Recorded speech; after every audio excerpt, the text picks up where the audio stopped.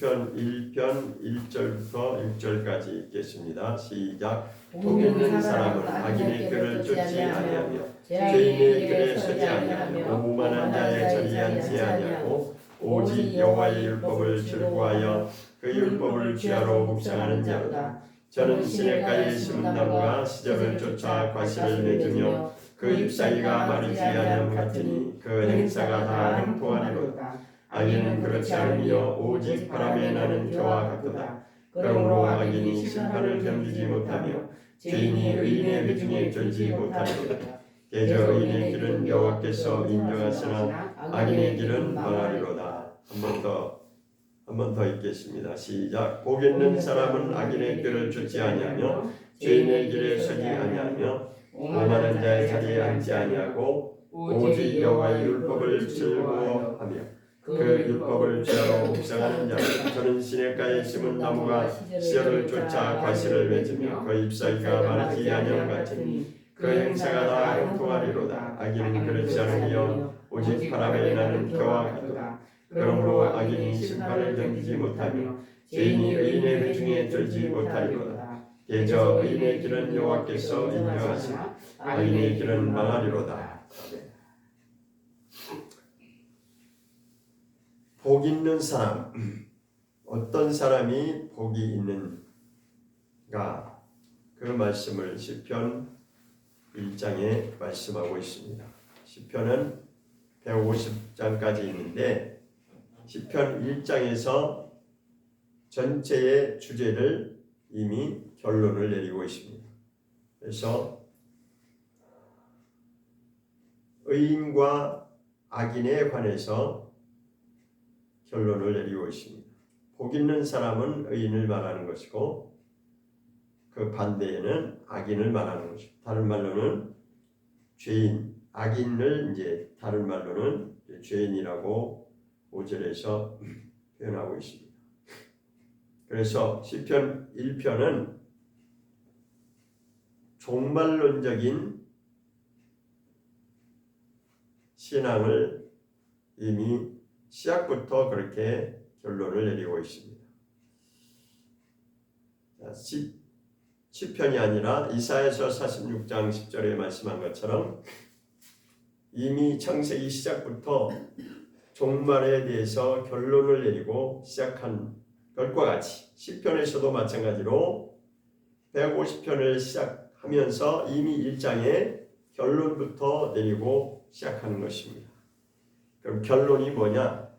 의인이 걸어가는 길과 악인이 걸어가는 길에 대해서 결론적으로 내리고 있는 것입니다.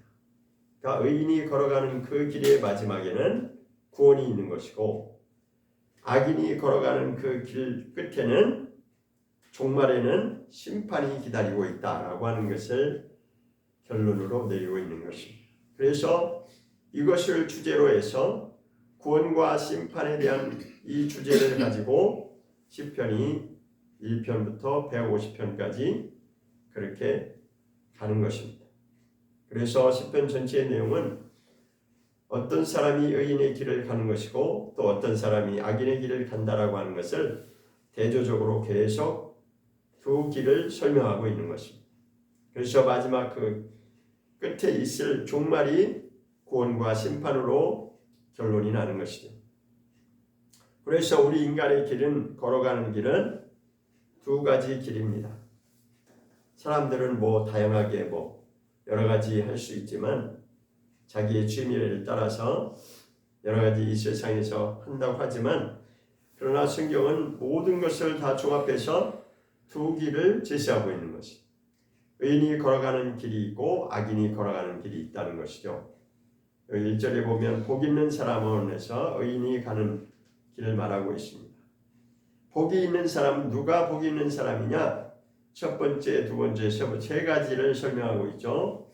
악인의 꾀를 쫓지 아니하며 했습니다. 이제 쫓지 아니한다를 쫓는다라고 하는 것은 이 걷는 그러니까 따라가는 것을 말해요.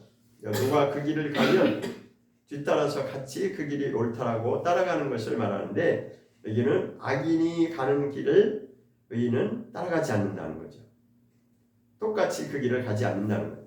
두 번째로는 죄인이 어느 길에 서면, 그러니까 죄인이 어떤 길에 선다라고 하는 것은 자기의 유익과 그 욕망을 취하기 위해서 그런 게 죄악된 행동에 그런 길에서 이렇게 멈춘다는 거죠. 그렇지만 반대로 의인은 그렇게 하지 않고 자기의 길을 의의 길을 간다는 거죠. 그러니까 가다 멈추지 않는다는 거예요. 복이 있는 사람은 의인의 길을 가는데 가다가 죄인이 어떤 길에서 죄악된 길에서 멈춘다고 해서 거기에 따라서 멈추지 않는다는 것이에요. 그러니까 끝까지 일관성 있게 한결같이 의의 길을 걷는다는 거죠. 세 번째로는 오만한 자의 자리에 앉지 않는다. 두 번째는 서지 않는다 했는데 세 번째로는 앉지 않는다. 앉지 않는데 어떤 자리에? 오만한 자가 앉는 그런 자리에. 세상은 명예를 좋아하고 권력을 좋아하고 세상 사람을 이렇게 자기의 마음대로 그렇게 하는 그런 자리에, 그런 권력의 자리에 앉기를 좋아하죠. 그게 이제 오만한 자라고 여기서 이렇게 이제 설명했는데, 그렇지만 복이 있는 자는, 다시 말해서 다른 말로 하면 의인은 그런 자리에 앉지 않는다는 것입니다. 오직 한 길, 하나님이 말씀하시는 의의 길을 한결같이 걸어간다는 것입니다. 그러면서 거기에 이제 한 가지 더 강조하고 있는 것이 2절입니다. 2절에 보면 오직 여호와의 율법을 즐거워하여 그 율법을 죄하로 묵상하는 자다라고 말씀하고 있습니다. 여기서 가장 중요한 핵심이 뭐냐?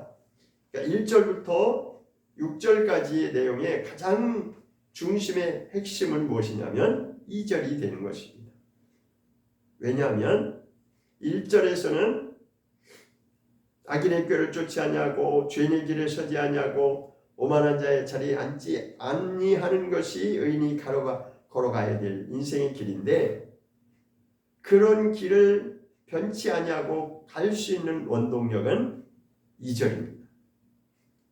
율법이라는 거죠. 하나님의 말씀이라는 거예요. 구약적 개념이면 율법이라고 표현했지만 신약적인 개념으로 이것을 이해를 한다면 하나님의 말씀입니다. 또 다른 말로는 하나님의 계명이라고 말씀할 수도 있어요. 어쨌든 율법이 되었든 하나님의 말씀이 되었든 하나님의 계명이 되었든 같은 구약이나 신약이나 똑같은 내용을 가지고 표현을 달리한 것뿐입니다. 그래서 오직 하나님의 말씀을 즐거워하며 그 하나님의 말씀을 주야로 묵상하는 자라야지만이 이 의인이 걸어가는 길을 갈 수 있는 것입니다. 그게 안 되면 그것을 이길 수가 없는 거죠. 그래서 여기 가장 핵심은 말씀을 사모하는 자를 지금 이렇게 말씀한 거예요. 그러니까 묵상한다라고 하는 것이 뭐냐면 우리 한국말로 순수하게 푼다면 읊조린다라는 거예요. 읊조린다는 말이 있는데 읊조린다라고 하는 건 뭐냐면 늘 항상 말씀을 읽고 말씀을 읽는데 그냥 눈으로만 읽는 것이 아니라 소리 내서 중얼중얼하고 이렇게 계속 소리를 내서 읽어야 된다는 것입니다. 그러니까 묵상이라고 하는 것은 사람들이 저도 그렇게 알고 있었는데 묵상이라고 하는 걸 그냥 눈으로만 글자를 이렇게 눈으로만 보고 하는 것을 묵상이라고 보통 그렇게 알기 쉬운데 그것이 아니고 읊조리는 것을 말해요. 읊조린다고 하는 것은 소리를 내는 것을 말합니다. 그러니까 늘 항상 하나님의 말씀을 읽고 또 읽고 말씀을 가까이 하는 그런 삶이 돼야지만이 앞에 1절이 가능한 것입니다. 자, 이제 그런 결과로 3절에는 시냇가에 심은 나무가 시절을 쫙 과실을 맺는다라고 이제 그 의인이 맺어야 될 열매에 대해서 이렇게 표현하고 있습니다. 자, 1절부터 3절까지는 의인에 관해서 이제 설명을 했고 반대로 이제 4절과 5절과 6절은 딱 절반이에요. 그죠? 1, 2, 3절, 4, 5, 6절이죠. 반은 의인에 대해 설명하고 반 후반절에는 악인이 걷는 것에 대해서 말씀하고 있습니다. 4절에 보면 악인은 그렇지 않다라고 했죠. 오직 바람에 나는 겨와 같다. 자, 이것은 이제 4절에 이미 결론을 딱 내리고 있는 거예요. 바람에 나는 겨와 같다라고 하는 것은 그냥 그 인생이 남는 게 없다는 거죠. 그 인생의 결론이 심판으로 끝난다는 거예요. 그러니까 바람에 나는 겨와 같다는 것은 하나님이 한번 훅 불어버리면 그는 끝난다는 거예요. 그러니까 이미 4절에서 결론을 심판으로 결론을 내리면서 그 다음에 5절 6절에서 5절에서 다시 한번 설명하고 있는 것입니다. 5절에 보면 그러므로 악인이 심판을 견디지 못한다 했고 이제 죄인이라고 이렇게 표현했죠. 악인에 대한 다른 표현은요. 같은 의미인데 악인이라고 표현하기도 하고 죄인이라고 표현하기도 하는 것이에요. 그러니까 하나님께로 돌아오지 않으면 그 악인이 심판을 견디지 못하며 죄인이 의인의 회중에 들지 못한다라고 했습니다. 그러니까 의인의 회중에 들지 못한다는 것은 의인과 함께 할 수 없다라고 하는 것입니다. 그러니까 악인은 이미 심판이 정해져 있다는 것입니다. 하나님은 그렇게 정해놓고 이미 구원을 받을 것이냐 아니면 심판을 받을 것이냐 그 종말에 대한 결론을 이미 여기서 밝히고 있는 것입니다. 그러니까 시편도 종말론적인 그러한 신앙으로 시작하고 있습니다. 그래서 이제 6절에서는 결론적으로 한마디 내리는 결론을 내리는 거예요. 6절 같이 읽어보겠습니다. 시작. 대저의인의 길은 여호와께서 인정하시나 악인의 길은 망하리로다. 그러니까 여기서 이것을 좀 더 구체적으로 풀어서 설명한다면 의인의 걷는 그 길의 마지막 결론은 하나님께서 인정하신다라고 하는 것은 하나님이 구원하신다는 거예요. 하나님이 구원하실 것이고 그 결론은 악인의 걷는 그 길의 마지막은 망한다는 것인데 심판이 기다리고 있다는 거죠. 이렇게 하면은 딱 떨어지는 것이. 구원을 받을 것이냐 아니면 심판을 받을 것이냐 어느 길을 택할 것이냐 택하라는 것이. 그러면서 이제는 2장부터 계속 그것을 이제 여러 가지 삶의 그런 상황들을 설명하면서 그 의인이 가는 길과 악인이 걷는 길에 대해서 계속해서 설명하고 있는 것입니다. 그래서 이 시편 내용이 아주 우리 인생과 아주 밀접한 그런 내용을 담고 있습니다. 그리고 다른 말로는 기도의 내용이 많이 여기 이제 포함되어 있죠. 그래서 이제 시편을 물론 다 66권이 다 마찬가지지만 시편은 특히 그렇게 이제 우리가 기도의 그런 내용으로서 가지고 있기 때문에 굉장히 중요한 시편 2편을 한번 보겠습니다. 시편 2편 12절을 보겠습니다. 그 밑에 보면 2장 2편 12절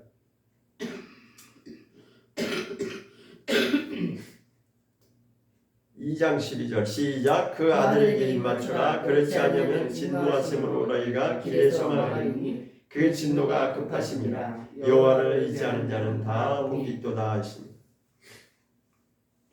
아들에게 입맞추라 이렇게 나왔죠. 이것은 이미 예수 그리스도를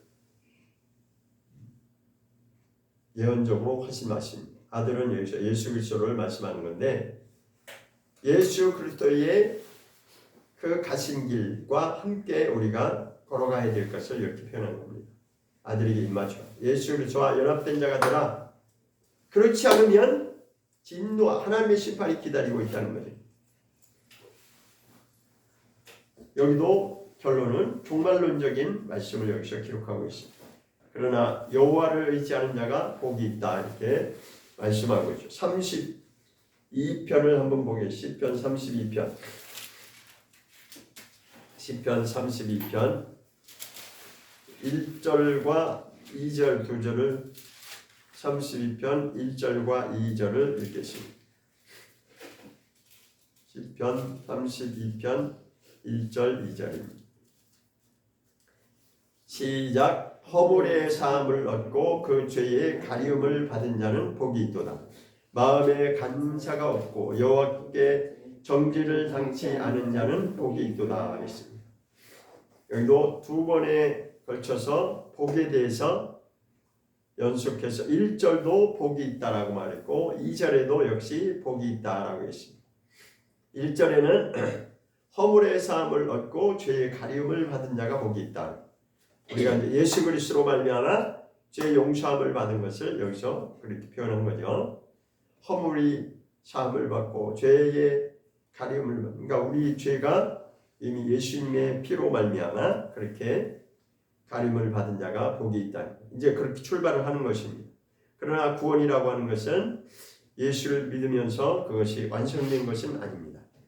성경은 점진적으로 구원이 이제 계속 인생의 여정을 통해서 그가 걸어가는 인생의 그 길을 통해서 이루어지는 것을 성경은 말하고 있습니다. 그러면서 2절에서는 마음에 간사함이 없고 여호와께 정죄를 당치 않는 자는 복이 있다라고 했습니다. 자, 이 말이 무슨 말씀입니까? 마음에 간사가 없고 여호와께 정죄를 당치 않는 자가 복이 있다 그랬어요. 이게 무슨 말씀일까요? 1절과 2절을 가만히 비교해서 생각을 해보면 의미가 있습니다. 자, 1절과 2절. 자, 1절은 예수 그리스도로 말미암아 우리가 죄 용서함을 받고 믿음의 길을 지금 이제 시작해서 가고 있는 거예요. 그걸 얘기합니다. 그런데 2절에서는 뭘 얘기하고 싶으냐? 마음에 간사함이 없어야 된다는 하는 것을 변치 않아야 된다는 거죠. 결론은 인생이 걸어가는 길이 예수를 믿고 그것이 구원이 완성이 된 것이 아니라 그때로부터 시작해서 한결같은 마음으로 끝까지 그 길을 가야 된다는 거죠. 그래서 여호와께 정죄를 당치 않는 자가 복이 있는 것이다. 그러니까 중간에 변동사항이 있거나 자기 마음이 왔다 갔다 하면 우리 그런 말 많이 듣죠. 그냥 흔히 우리 뭐 헬라피타 한다는 그런 말이 쉬운 얘기로 하잖아요. 그러니까 마음이 요동치는 걸 말하잖아요. 마음이 요동치는 없이 여기는 마음의 간사함이라고 했는데 딴밥 먹지 않냐고 딴 길 가지 않냐고 오직 한 길 주님이 원하시는 그 길을 가야 된다는 거예요. 그런 자가 하나님께 정죄를 당하지 않고 그런 자가 복 있는 자라는 거예요. 그러니까 구원의 길이라고 하는 것은 예수를 믿고 그 순간부터 일평생을 끝까지 가야 되는 것입니다. 그것을 책으로 설명해서 기록한 책이 그게 바로 무슨 책이냐면 철로역정이라고 하는 그 책이 바로 그것입니다. 철로역정이라고 하는 그 책을 보면 인생의 그 여정 속에서 우리가 겪을 수 있는 여러 가지 정말 20가지 이상의 그런 여러 가지 사항들을 거기에 다 제목마다 이렇게 기록해 놨어요. 뭐 유혹을 받을 수도 있고 때로는 뭐 고난을 당할 수도 있고 때로는 뭐 마음이 또 딴 길로 갈 수도 여러 가지 그런 상황 설명을 하고 있는데 그 길을 다 통과하고 마지막까지 정말 하나님이 예비하신 그 성에 입성할 때까지 끝까지 그 길을 가야 되는 것이 바로 구원의 길이라고 하는 것을 기록한 것이 바로 철로역정이라고 하는 책이 있습니다. 그렇듯이 정말 구원의 길은 그렇게 진행이 되는 것입니다. 12절을 한번 32장 12절을 한 장 더 보겠습니다. 시편 32장 12절 32장 11절까지 있는데 그렇구나. 근데 왜 내가 여기다 12절을 적어놨지? 이거는 넘어가겠습니다. 34장 보겠습니다. 34장 8절 시편 34장 8절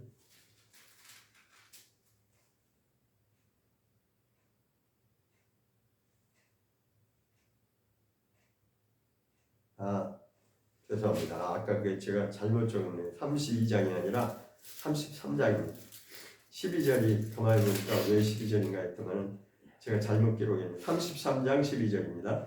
보겠습니다. 33장의 12절 시작. 여호와로 자기 하나님을 삼은 나라 곧 하나님의 기업으로 빼신 받은 백성은 복이 있도다 했습니다. 여기도 그러니까 결론은 마지막에 복이 있다라고 이제 결론이 내려지는 거죠. 여호와로 자기 하나님을 삼은 나라. 그러니까 국가적으로 보면 나라를 말하는데 하나님이 삼은 나라. 뭐 이걸 국가적이라고 말할 수도 있고 또 개인적으로 또 적용할 수도 있어요. 우리가 하나님 나라를 세워가는 것이니까 곧 하나님의 기업으로 빼신 바 된 백성은 복이 있다 이렇게 되시죠. 그러니까 먼저는 하나님을 그러니까 여호와 하나님을 자기 하나님으로 그렇게 모셔드리는 자가 복이 있는데 더 나아가서는 하나님이 그 중에서 우리를 기업으로 빼신 바, 그러니까 기업으로 빼신 바 된 백성이라고 하는 것이 무엇을 말하냐면 선택을 말하는 겁니다. 선택받은 자를 말하는 거예요. 그러니까 성경의 구약에 보면 기업이라고 하는 표현들이 여러 번 나오는데 그것은 이스라엘 백성들을 두고 한 말이거든요. 이스라엘 백성들을 내가 택했다. 그런데 이스라엘 백성은 나의 기업이다. 이렇게 이제 표현하는 경우를 보는데, 그러니까 기업이라고 하는 것은 하나님이 택한 바를 말하는 거예요. 빼냈다라고 하는 것은 택함을 말하는 것입니다. 그런 자가 복이, 택함을 받은 자가 복이 있다는 거죠. 34장, 시편 34장 8절을 보겠습니다. 시편 34장 8절 시작. 너희는 여호와의 선하심을 맛보아할지어다 그에게 피하는 자는 복이 있도다. 여기도 마지막 결론에는 복이 있도다라고 끝나죠. 그러니까 결론은 하나님께 피하는 자가 복이 있다라고 말씀하는 거죠. 40편은 시편 40편 보겠습니다. 시편 40편 4절 시편 40편 4절을 보겠습니다. 시작. 여호와를 의지하고 교만한 자와 거짓에 치우치는 자를 돌아보지 아니하는 자는 복이 있도다. 결론은 복이 있도다죠.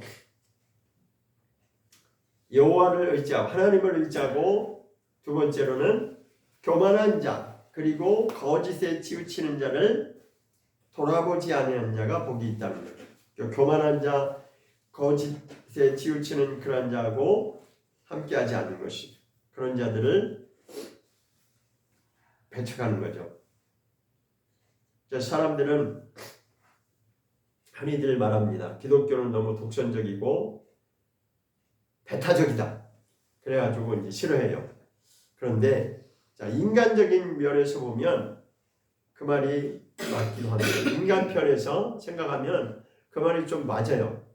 저도 가만히 생각하면은 그렇지만 성경으로 돌아가면 그렇게 할 수밖에 없습니다. 왜냐하면 그들과 함께 할 수가 없기 때문에 우리가 저도 마찬가지로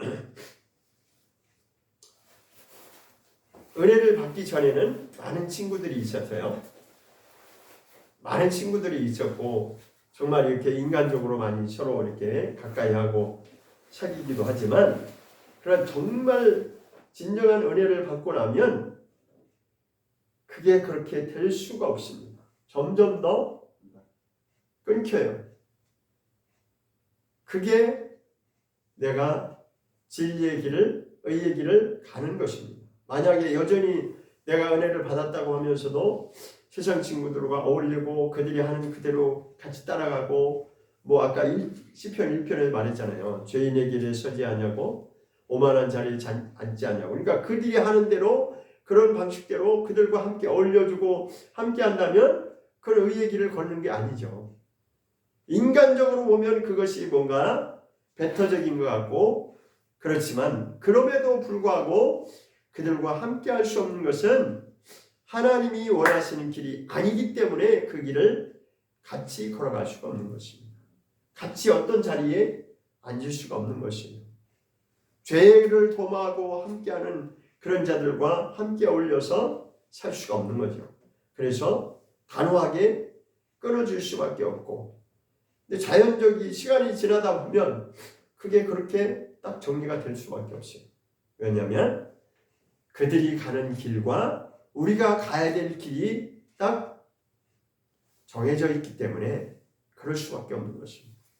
그것을 인간적인 생각으로 안타깝고 뭔가 미안하고 좀 뭔가 아닌 것 같고 해서 여전히 그들과 함께 간다? 그럴 수 없는 거죠. 그것은 사람이 먼저라는 거죠. 그것이 아니라 우리는 하나님이 원하시는 길을 가야 되기 때문에 시편 106장입니다. 시편 106장 3절입니다.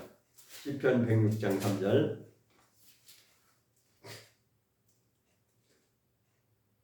시작. 공의를 지키는 자들과 항상 의를 행하는 자는 복이 있도다 했습니다. 공의를 지키는 자, 항상 의를 행하는 자. 그러니까 공의라고 하는 것은 하나님의 속성을 말합니다. 공의. 그러니까 하나님의 속성은 두 가지 양면성이 있는데 사랑과 공의, 공의와 사랑 두 가지가 있어요. 근데 여기서는 공의에 대해서 말하고 있죠. 하나님의 공의를 지키는 자들. 그러니까 하나님이 원하시는 그 의의 길을 걷는 자, 그런 자들이 복이 있고, 그래서 항상 의를 행하려고 하는 그 길을 행하고 그 의의 길을 걸어가는 그런 자가 복이 있다라는 것입니다. 한 절만 더 찾아보고 이제 신약으로 이제 가보겠습니다. 시편 112장입니다. 112편. 시편 112편 1절입니다. 시편 112편 1절 시작. 할렐루야 여호와를 경외하며 그 계명을 크게 즐거워하는 자는 복이 있도다 했습니다. 자, 우리는 늘 읽고 지나갈 수 있는 사항인데 여기 중요한 것이 두 가지가 있어요. 하나는 경외라고 하는 말씀이 있고 하나는 하나님의 계명을 크게 즐거워한다라고 하는 것입니다. 그냥 적당히가 아니고 확실하게 해야 된다. 하나님을 경외하는 자는 죄를 멀리할 수밖에 없어요. 그런데 하나님을 경외하지 아니하고 하나님의 사랑만 알고 있는 자는 죄에 대해서 멀리할 수가 없습니다.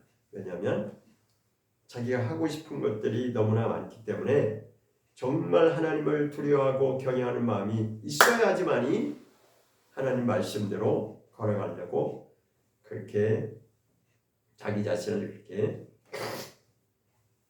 순종하려고 하는 거죠. 자, 여기까지 그 다음에 이제 계시록으로 가보겠습니다. 그럼 마지막 성경의 마지막 결론은 뭐라고 말씀하고 있습니다. 계시록에서도 복 있는 자에 대해서 설명하고 있습니다.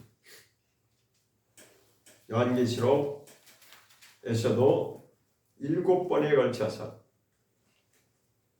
복이 있도다라고 하는 말씀을 복이 있다라고 하는 그 내용을 기록하고 있습니다.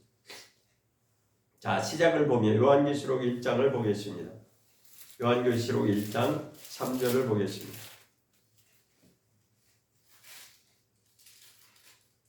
시작. 이 예언의 말씀을 읽는 자와 듣는 자들과 그 가운데 기록한 것을 지키는 자들이 복이 있나니 때가 가까움이라 했습니다. 잘 아는 말씀이죠.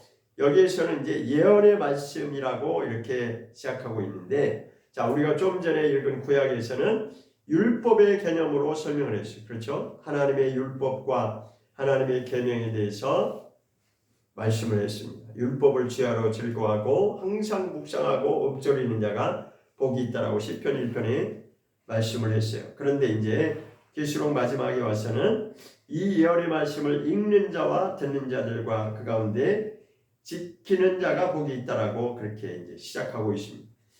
그런데 그 말미에 한마디를 더 붙였는데 그것이 뭐냐면 이제는 때가 가까워졌다라고 그 말씀을 하고 있습니다. 이 때가 가까움이라고 하는 이 말씀이 1장에서 말씀하고 있고 그 다음에 22장에 가서도 같은 말을 하고 있습니다. 때가 가까이 왔다라고 하는 거죠. 그러니까 요한계시록은 이제 결론적인 설명을 하고 있는 것입니다. 그래서 시작이 말씀에 대해서 읽고 듣고 지키는 자가 복이 있다라고 시작을 해서 그 다음에 이제 중간에 14장으로 가보겠습니다. 요한계시록 14장 13절 요한계시록 14장 13절입니다.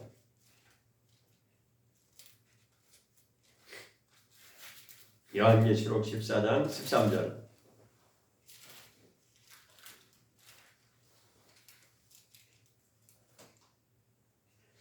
시작. 또 내가 들으니 하늘에서 음성이 나서 가로되 기록하라. 자금 이후로 주 안에서 죽는 자들은 복이 있도다 하시며 성령이 가라사대 그러하다 저희 수고를 그치고 쉬리니 이는 저희 행한 일이 따름이라 하시더라. 주 안에서 죽는 자들이 복이 있다라고 말씀하고 있습니다. 주 안에서 죽는 자들은 믿음을 지키고 그 믿음 안에서 죽는 자들을 말하는 거죠. 그냥 때가 되면 수명이 돼서 죽는 그런 개념이 아니라 주 안에서 죽는 자들이 복이 있다는 거예요. 믿음을 지키다가 죽는 자들 말하고 있어요. 자, 그럼 잠시 데살로니가로 한번 가보겠습니다.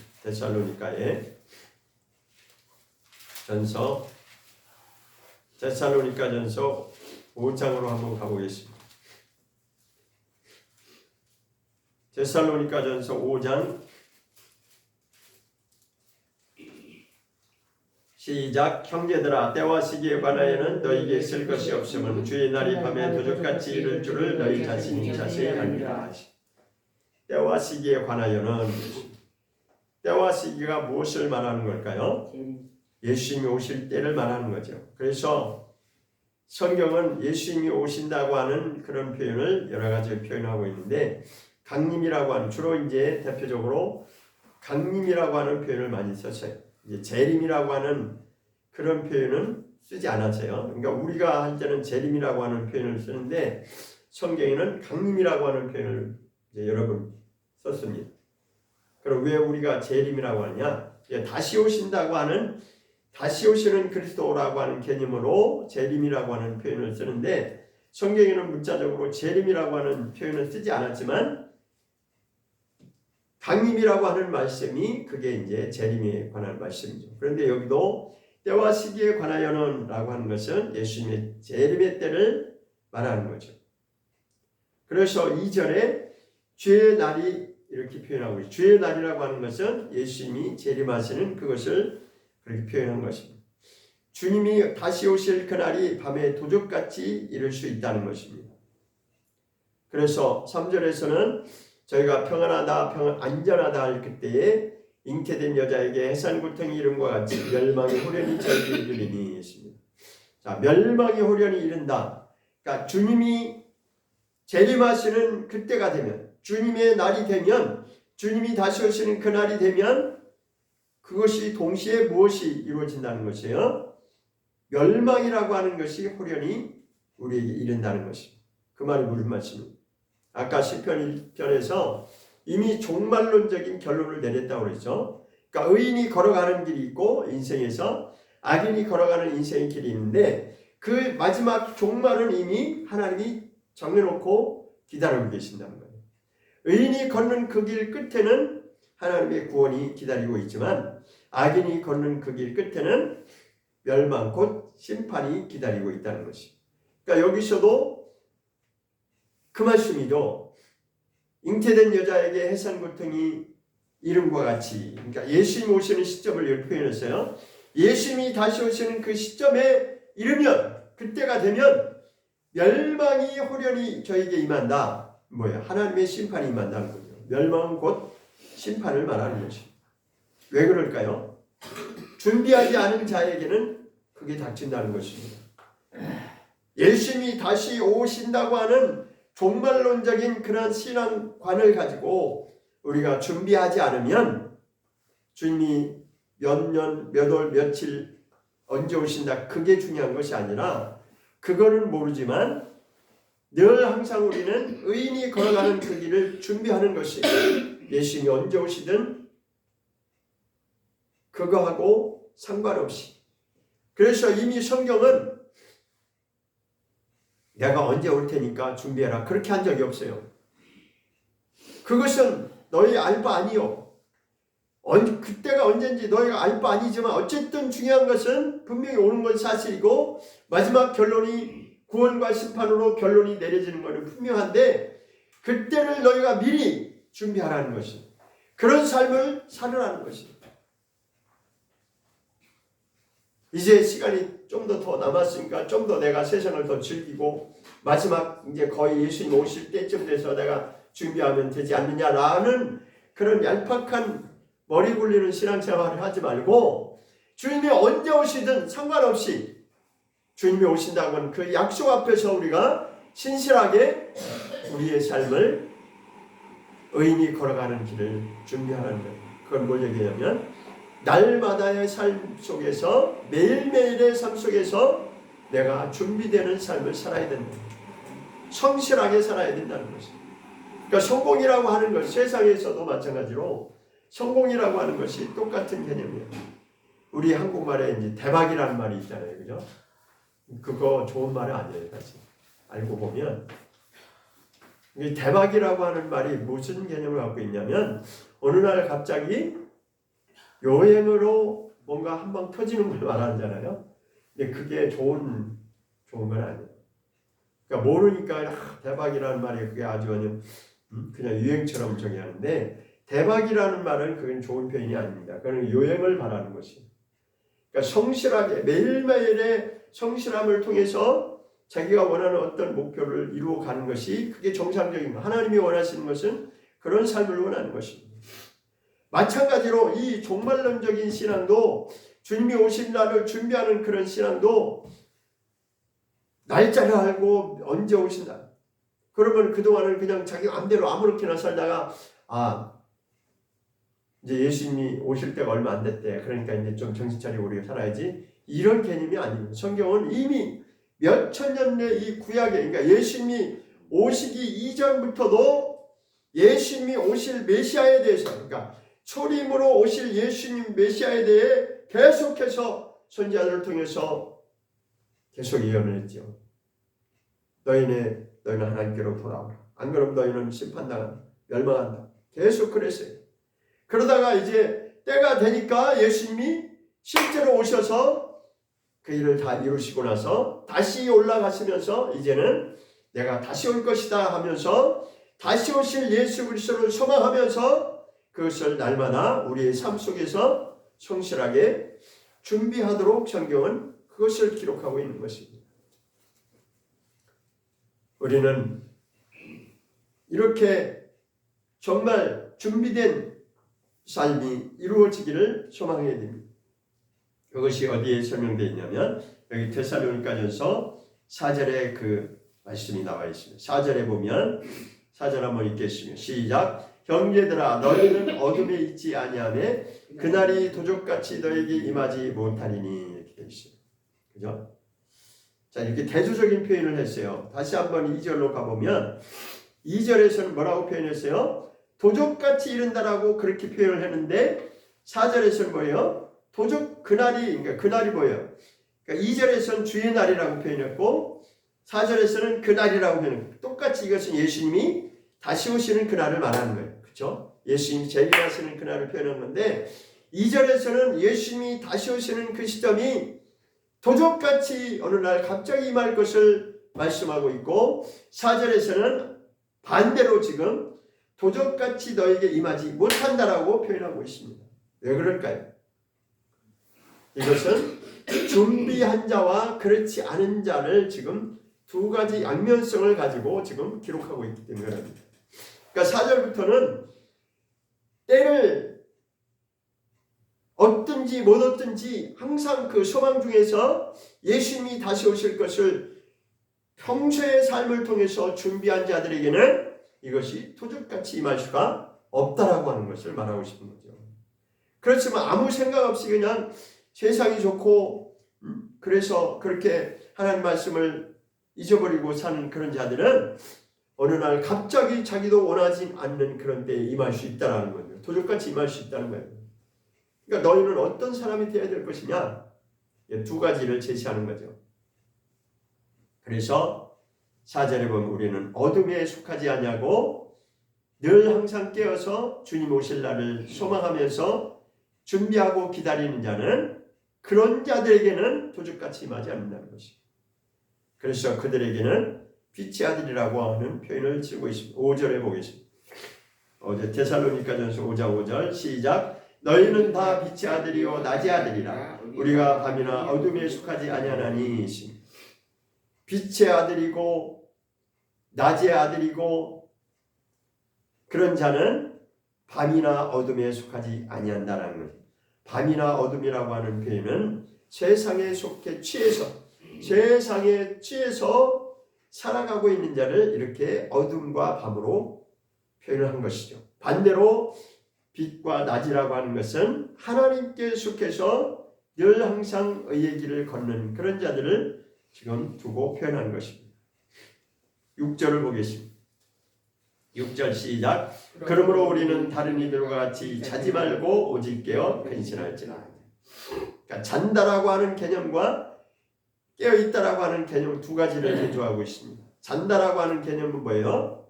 세상에 취인, 그러니까 신앙생활 똑바로 하지 아니하고 정신을 못 차리고 그냥 세속에 완전히 세류에 완전히 물들어서 세상 사람들과 똑같이 그렇게 사는 자들을 잔다라고 표현하는 것입니다. 준비하지 않고 그냥 자기 하고 싶은 대로 산다는 거예요. 말씀대로 살지 않는다는 거죠. 그러나 우리는 그렇게 하지 말고 우리는 그런 자들과 같이 자는 자들과 같이 이렇게 살지 말고 우리는 깨어서 정신을 차려야 된다는 거예요. 준비해야 된다는 거죠. 자, 이 정도 읽고 그 다음에 다시 계시록으로 다시 가보겠습니다. 요한계시록 아까 14장 13절 읽었죠. 요한계시록 14장 읽었는데 그 다음에 이제 16장으로 가보겠습니다. 요한계시록 16장 15절. 요한계시록 16장 15절입니다. 시작. 보라 내가 도적같이 오리니 누구든지 깨어 자기 옷을 지켜 벌거벗고 다니지 아니하며 자기의 부끄러움을 보이지 아니하는 자가 복이 있도다. 여기도 도적이라고 하는 표현을 했죠. 도적같이 올 것이다.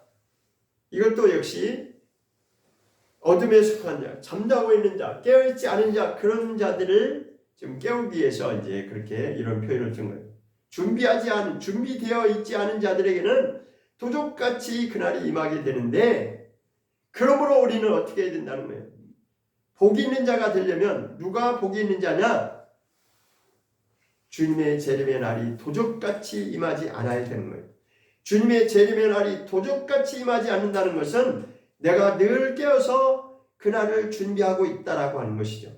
주님이 언제 오시든지, 오늘 오시든 내일 오시든 1년 후에 오시든 10년 후에 오시든 그 일자가 중요한 것, 시점이 중요한 것이 아니라 분명히 때가 되면, 하나님이 정하신 때가 되면 분명히 오시는데 미리미리 우리가 그때를 준비하고 있는 자를 바로 깨어서 자기의 옷을 준비하는 자라고 여기서 말씀하고 있습니다. 깨어 자기 옷을 지켜 벌거벗고 다니지 아니한다라고 했습니다.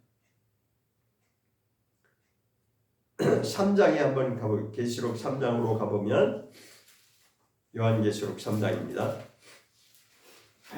요한계시록 3장 2절과 3절을 보겠습니다. 요한계시록 3장 2절과 3절 시작. 너는 일깨워 그 남은 바 죽게 된 것을 굳게 하라. 내 하나님 앞에 내 행위 온전한 것을 찾았으니 길 온전한 것을 찾지 못하였니. 그러므로 내가 어떻게 받았으며 어떻게 들었는지 생각하고 지켜 매기하라. 만일 깨지 아니하면 내가 도적같이 이르리니 어느 시에 내게 임할는지 내가 알지 못하여. 여기도 내가 도적같이 이르리니 이런 말씀이 있죠. 이것도 마찬가지로 예수님이 오시는 시점을 이렇게 말씀합니다. 예수님이 분명히 다시 오시는 시점이 있는데, 언젠간 분명히 우리 앞에 오시는 그 날이 있는데, 그 예수님이 오시는 날이 도적같이 임할 수도 있다라고 하는 것은 정신 차리지 아니하고 깨어있지 않는 자들에게는 이것이 이렇게 도적같이 이룰 수밖에 없다는 거예요. 그렇기 때문에 빨리 깨어나라는 거죠. 그날이 도적같이 임하지 않도록 우리가 미리 깨어서 주님의 때가 점점 더 가까이 오고 있다라고 하는 것을 저희가 분별하고 시대를 분별하고 우리가 어떻게 살아야 되는지를 그렇게 회개하라는 거죠. 돌이키라는 거죠. 지금까지 우리가 그렇게 못했다면 빨리 회개하고 낮에 속한 자, 빛의 아들로서 그렇게 늘 경성하며 사는 그런 자가 되라는 것입니다. 요한계시록 16장 15절도 그렇게 하나님의 임재하시는 그 마지막 날이 도적같이 임하지 않도록 늘 깨어서 자기 옷을 지키는 자, 그래서 자기의 부끄러움을 보이지 아니하는 자가 복이 있다라고 그렇게 말씀하고 있습니다. 그 다음에 19장을 보면 요한계시록 19장을 보겠습니다. 요한계시록 19장 9절입니다. 요한계시록 19장 9절 네 번째 요한계시록 네 번째 이제 복된 자에 대해서 말씀하고 있습니다. 요한계시록 19장 9절 시작. 전사가 내게 말하기를 기록하라. 어린 양의 혼인잔치에 청함을 입은 자들이 복이 있도다 하고 또 내게 말하되 이것은 하나님의 참되신 말씀이라 하기로 했습니다. 어린 양의 혼인잔치, 이것도 역시 마찬가지로 예수님의 재림의 시점을 이렇게 표현한 거예요. 예수님이 다시 오시면 혼인잔치가 이루어진다는 거죠.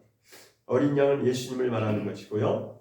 예수님과 더불어서 함께 혼인잔치가 이루어지는데 그 하나님의 혼인잔치, 어린 양의 혼인잔치에 청함을 받은 자가 복이 있다라고 이렇게 말씀하고 있습니다. 자, 이 청함을 입었다라고 하는 이 말씀이 어디에도 있냐면 마태복음에도 이 말씀이 나옵니다. 마태복음 24장을 한번 보겠습니다. 마태복음 24장 마태복음 24장입니다.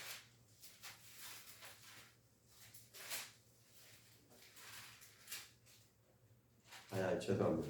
24장이 아니죠. 22장이죠. 혼인잔치가 22장이죠. 마태복음 22장. 자, 14절에 보면 이런 말씀이 나와요. 14절. 마태복음 22장 14절 시작. 청함을 받은 자는 많되 택함을 입은 자가 적으니라. 다시 한번 읽겠습니다. 청함을 받은 자는 많되 택함을 입은 자는 적으니라. 제가 궁금해가지고 한번 찾아봤어요. 계시록 19장 9절에서도 지금 혼인잔치, 예수님의 혼인잔치, 어린 양의 혼인잔치에 청함을 받았다라고 하고 그런 자가 복이 있다고 했는데 마태복음의 22장도 분명히 혼인잔치 얘기가 나오면서 청함을 받은 이야기가 나와요. 그럼 이 차이가 뭔가? 근데 마태복음 22장의 결론은 청함 받은 자보다 누가 중요한 걸 말하고자 하느냐? 택함을 받은, 청함 받은 자 중에서도 택함 받은 자가 있는데 택함 받은 자가 더 적다라고 하는 것을 말하고 싶은 거죠. 그래서 제가 이 청함이라고 하는 이 원어를 제가 이제 확인을 해봤는데 마태복음 22장에서 청함이라고 하는 이 단어와 계시록 19장 9절에서 기록한 이 청함이라고 하는 단어 원어가 달라요.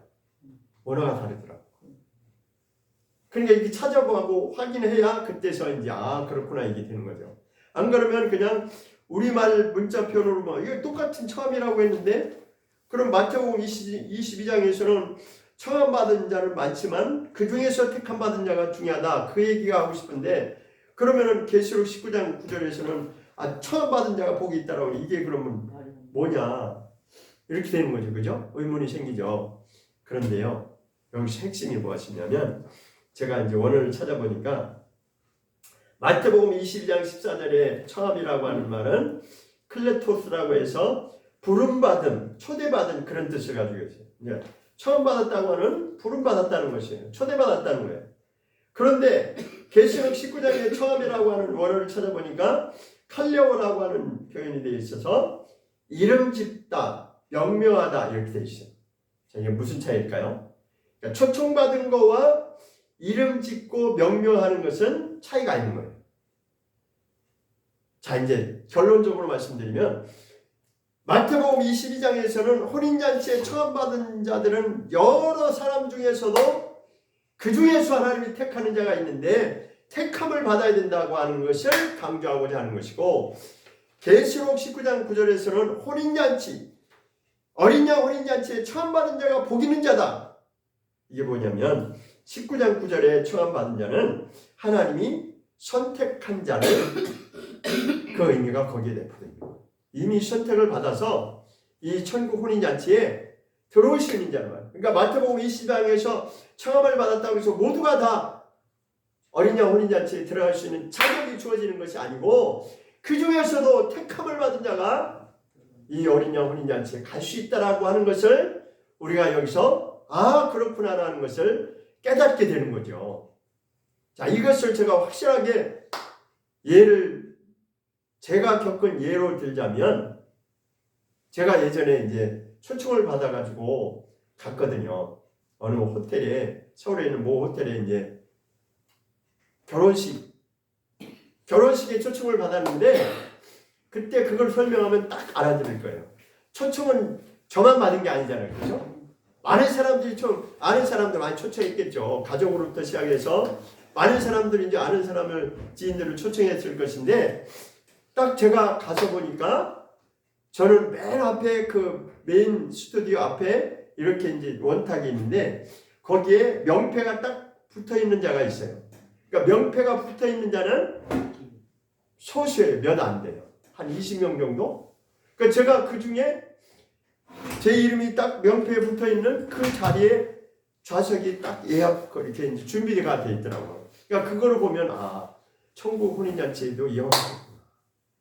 그러니까 초청을 받았다고 해도 자기 이름을 명패에 딱 기록해서 거기에 지정된 자리에 앉을 수 있는 그런 자가 있고, 그냥 일반석에 청중석에 앉은 자가 있잖아요. 그러니까 그거를 보면 이게 딱 이해가 되는 거예요. 그렇구나.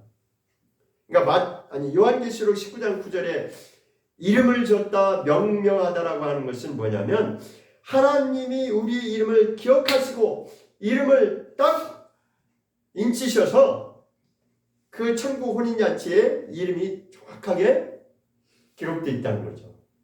선택된 자를 말하는 거죠. 그렇죠?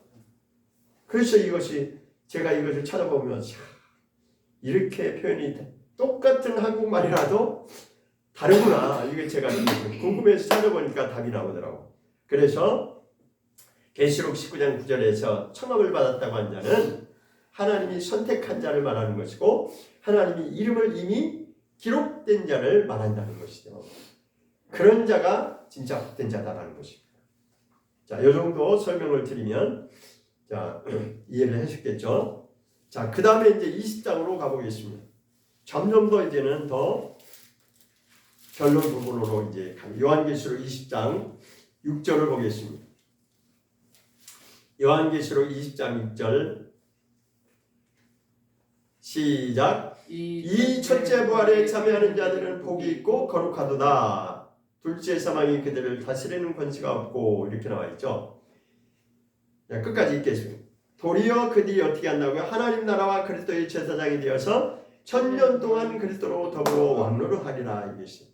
자, 이거 20장의 1절부터 6절까지 내용은 무슨 내용이냐면 1000년 동안 이루어질 천년왕국이 있다라고 하는 것을 말씀하고 있습니다. 분명히 천년왕국이 있습니다.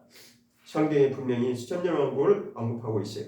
그럼 누가 천년왕국에 들어갈 자냐?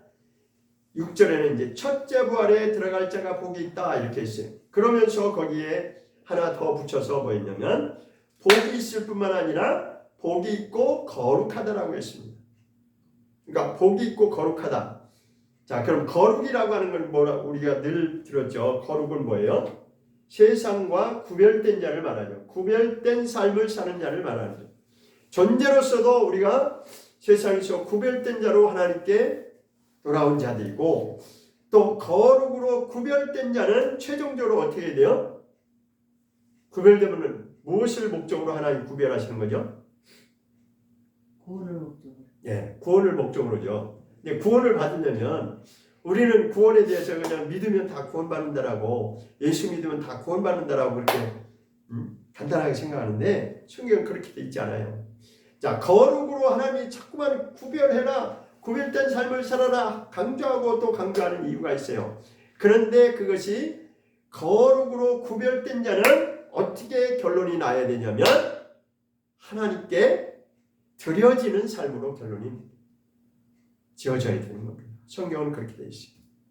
그러니까 구별하는 이유가 뭐냐? 하나님께 드림이 되기 위해서, 하나님께 헌신된 삶으로 드려지기 위해, 그의 삶이 드려지기 위해서 구별되는 거예요. 이유가 그래요. 그러니까 구별을 뭐 하려고? 하나님께 드리라고.